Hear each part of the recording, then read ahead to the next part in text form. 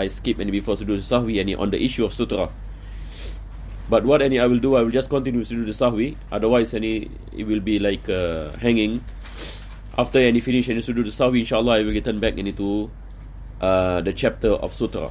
We will speak any about chapter of sutra, and it's just maybe one paragraph. It's not really much. But now any we will continue from where any we stop. So basically, in our last any lesson, we were any at the point anywhere the author any speaks any about tashahud awwal. So one of the things any which is a sunnah for us any to do the sujood sahwi, if we do not any do the sunnah ab'ad. So we mentioned any sunnah ab'ad. One any of sunnah ab'ad any is tashahud awwal. Any the first any tashahud. The first any tashahud any is considered any to be sunnah ab'ad. So if a person does not do tashahud awwal, whether he does it any intentionally or he forget any to perform any tashahud awwal, it is a sunnah any for him any to do sujood sahwi. So this is what the author mentioned. Walau nasiya tashahud al-awwala fadhakarahu ba'da intisabihi lam ya'ud ilayh. Yani if a person remembers any that he does not do tashahud awwal, and then yani he remembers any ba'da intisab. Intisab here yani meaning he has reached qiyam. Yani he has stood up any to the third rak'ah. Lam ya'ud ilayh. It is not permissible for him to return to tashahud awwal. What is the reason? The reason yani is that he has done yani the wajib. So when we have done any the wajib, you cannot return to sunnah. What is wajib? Wajib is qiyam. Qiyam is wajib. So once any you have done in your qiyam, you cannot return to tashahud. Because why? Tashahud is sunnah. So if you do it any intentionally, this is what the author is saying. فَإِنْ عَادَ عَالِمًا بِتَحْرِيمِهِ عَامِدًا بَطَلَتْ صَلَاتُهُ. If he returns any to tashahud awal intentionally, knowingly, batalat salatuhu. Yani the prayer yani becomes batil. The prayer yani becomes invalid. So I think there's no issue. But if he said aw nasiyan, but he forgets. If he forgets, for example, aw jahilan, is ignorant, fala, yani the prayer will not be invalidated. Yani excuse. If a person and he forgot, and sometimes and we forgot. Sometimes you the imam and you panic. You go up and to the third rak'ah, the ma'mum says subhanallah. So you become any panic and you do not know what to do. Yani you go back and to tashahud awwal. Because why? And you forgot. So it does not make any the prayer invalid, and you have to stand up again to perform the qiyam. Wa yasjudu lis-sahwi. So he said that it is a sunnah yani to do sujood sahwi because you have omit sunnat ab'ad. Wa yajibul audu li mutaba'ati imamihi. Wa yajibul aud ani li mutaba'ati imam. This is the thing any about mutaba'atul imam. We have any principle any in prayer that following any the imam is wajib. Following any the imam is wajib. So for example, any if the imam returns any to tashahud awwal before yani he does any the qiyam, now it becomes wajib any for the ma'mum to return to follow the imam. It is wajib any for the imam, for the ma'mum to return any to follow any the imam, because following any imam for the ma'mum is wajib, not sunnah. Following any the imam yani is wajib. So he said wa yajibul audu limutaba'ati imamihi. So if the imam any for example and he does not do sujood sahwi, and then he returns and he does not do tashahud awwal, and then he returns and to tashahud awwal, now the ma'mum wajib any upon the ma'mum to return to tashahud awwal. He cannot any wait any for the imam in standing. He has any to return to tashahud awwal, although tashahud awwal and is what we mentioned to sunnah.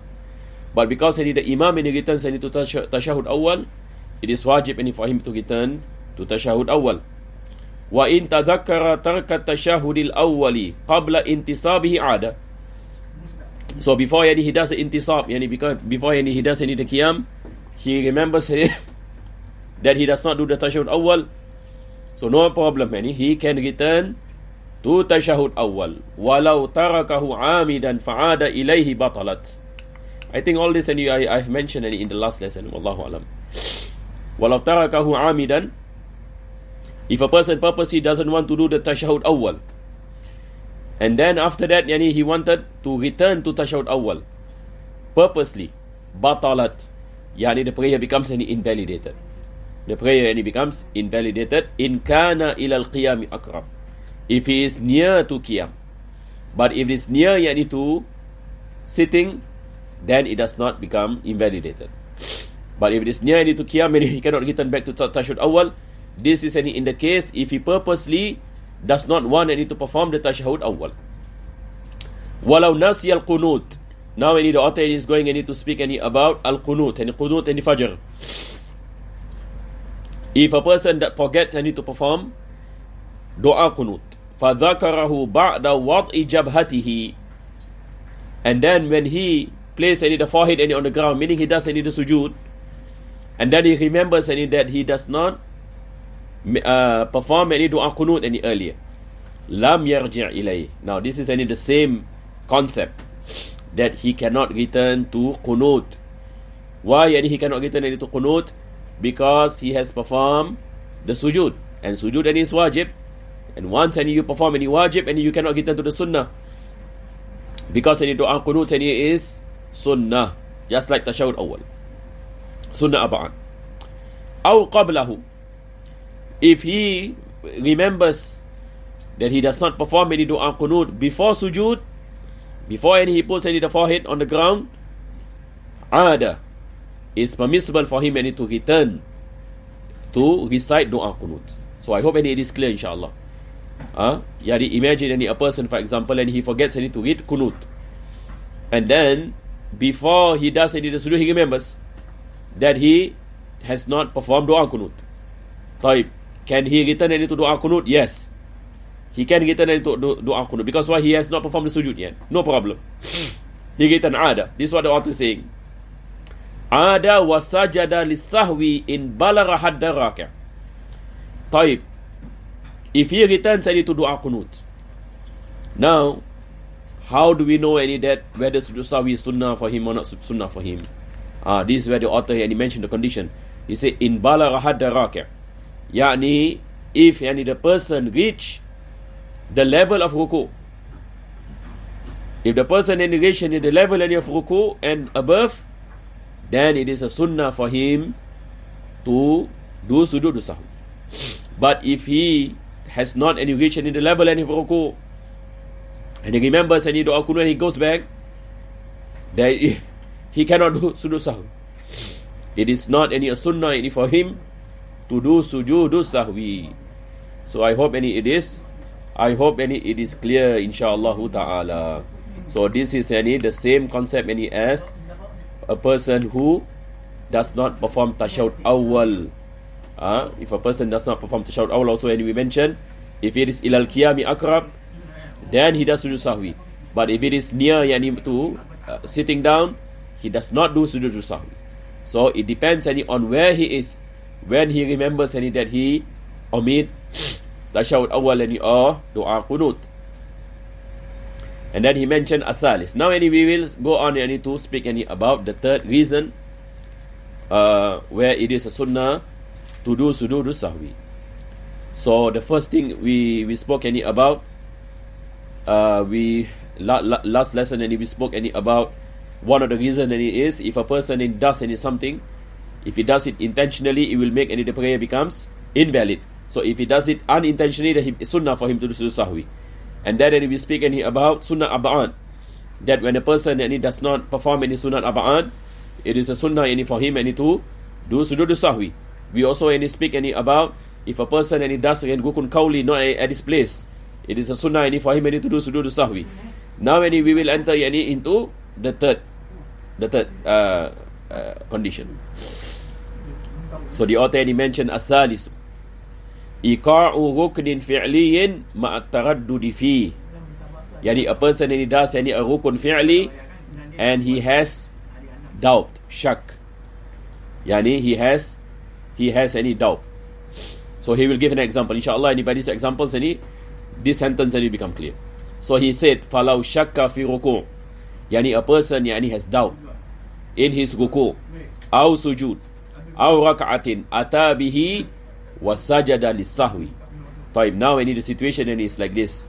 Imagine any you are praying, and then you go up into the second rak'ah, and then you have doubt. You ask any yourself, did I do ruku in the first rak'ah? As though I did not do any my ruku in the first rak'ah. As though I have not any performed any my ruku in the first rak'ah. So now, if a person is in qiyam, second rak'ah, and he has doubt that he has not done the ruku in the first rak'ah, so in this situation, he has to go back into the first rak'ah and do his ruku. He has to go back into the first rak'ah and do his ruku, because he has not reached the same rukun of the following rak'ah, because he's still in qiyam. If he's in sujud and he has doubt that he has not done the ruku in the first rak'ah, then khalas, first rak'ah is not valid. Then he has to pay another rak'ah. But now if he remembers, or he has doubt, for example, that he has not done the ruku, then he has to return to the ruku of the first rak'ah if he is in the qiyam in the second rak'ah. So there is a principle that is very important in fiqh. We have the principle al-yaqinu la yuzalu bi-shak. Al-yaqinu la yuzalu bi-shak, meaning certainty will not be overpowered by doubt. So if you have doubt, doubt then it has no ruling. So as though you do not do. As though you do not do. Meaning, if you have doubt whether you have done your ruku or you have not done the ruku, the ruling in fiqh is that you have not done. Because we go back into the asl. Al-asl al-adam. Al-asl al-adam is also one of the principles in fiqh. Al-aslu al-adam. Yani, the original ruling is there is none. There is none. Meaning, if a person has doubt whether he has done his ruku or he has not done the ruku, al-asl al-adam, meaning he has not done his ruku. Tamam. Just like for example, if you are in doubt whether you have wudu or no wudu, so what is the ruling now? If you are in doubt whether you have wudu or no wudu, can you take it as though you have wudu? Cannot. Because al-asl that you have not taken wudu. Unless if you are convinced that you have taken wudu, then the origin is that you have wudu. But now if you are in doubt whether you do not know whether you have taken wudu or you have not taken wudu, then al-asl al-adam, that you do not have wudu. You do not have wudu. So likewise, if a person has doubt whether I have done ruku or no ruku, al-asl al-adam, yani the origin is that I have not done ruku. A person has doubt whether he has done sujud or has not done sujud. So the origin is what? The origin he has not done his sujud. This is also the meaning of al-istishab in usul. We have what is called as al-istishab, and we always go back to al-asl. So now the author is saying, فَلَوْ شَكَّ فِي رُكُوءٍ أَوْ سُجُودٍ أَوْ رَكَعَةٍ. Yani a person has doubt whether he has done ruku or no ruku, whether he has done sujud or no sujud, whether he has done the raka'ah or no raka'ah. Sometimes when we pray, for example, we do not know whether we are in the third raka'ah or fourth raka'ah. Correct or not? Sometimes when we pray Zohar prayers, and for example, our mind is occupied, we have doubt. Where am I now? Which raka'ah? So if you are convinced and you have prayed two raka'ah, so now it's the third one. So you cannot say this is the fourth one. You always go back to the lesser, because of certainty. So there is no room for doubt in prayer. So he said atabihi. And if you have doubt in ruku, you have to do the ruku. If you have doubt in sujud, you have to do the sujud. If you have doubt in the raka'ah, you have to pray the extra raka'ah.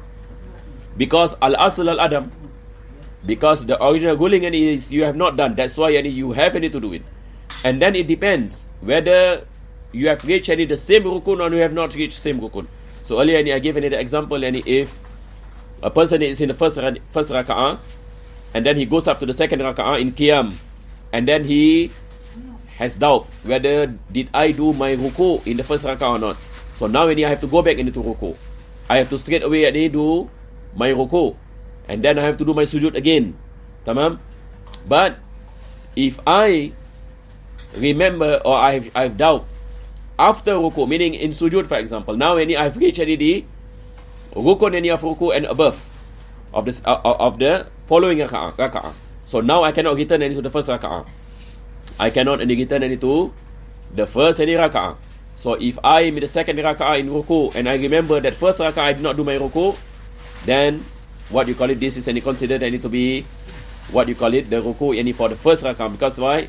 The first raka'ah now is invalid. So my second raka'ah now becomes the first raka'ah.